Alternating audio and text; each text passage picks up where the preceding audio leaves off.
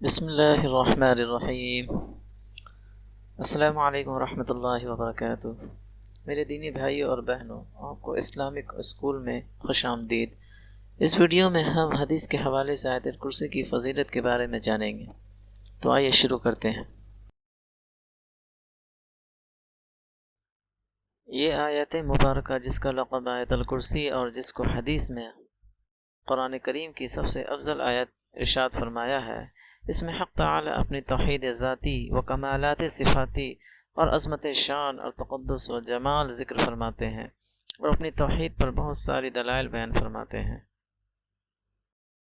چنانچہ ایک روایت میں ہے کہ حضرت علی رضی اللہ عنہ کہتے ہیں کہ میں نے رسول اللہ صلی اللہ علیہ وسلم کو لکڑی کے اس منبر پر یہ کہتے ہوئے سنا ہے کہ جو شخص ہر نماز کے بعد آیت الکرسی پڑھے تو اس کو موت کے سوا کوئی چیز جنت میں جانے سے نہیں روکتی ہے۔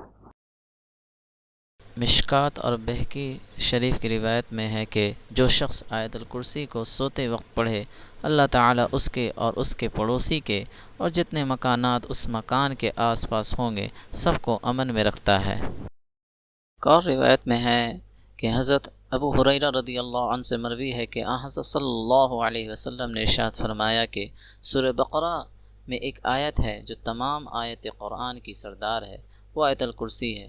جس گھر میں پڑھی جاتی ہے شیطان اس سے نکل جاتا ہے۔ طبرانی شریف کی روایت میں ہے کہ حضرت علی رضی اللہ عنہ سے مروی ہے کہ نبی صلی اللہ علیہ وسلم نے ارشاد فرمایا، جس شخص نے فرض نماز کے بعد آیت الکرسی پڑھی وہ اگلی نماز تک اللہ کی حفاظت میں ہو گیا۔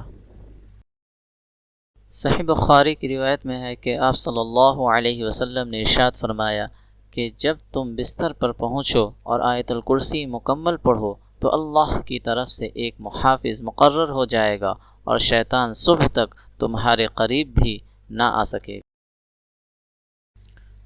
حدیث شریف کی ان روایتوں سے ہمیں پتہ چلا کہ اس آیت مبارکہ کی کیا فضیلت و اہمیت ہے، لہٰذا اس آیت مبارکہ کی فضیلت کو مد نظر رکھتے ہوئے ضروری ہے کہ ہر مسلمان اور ہر نمازی کو خصوصاً یہ آیت یاد ہونا چاہیے۔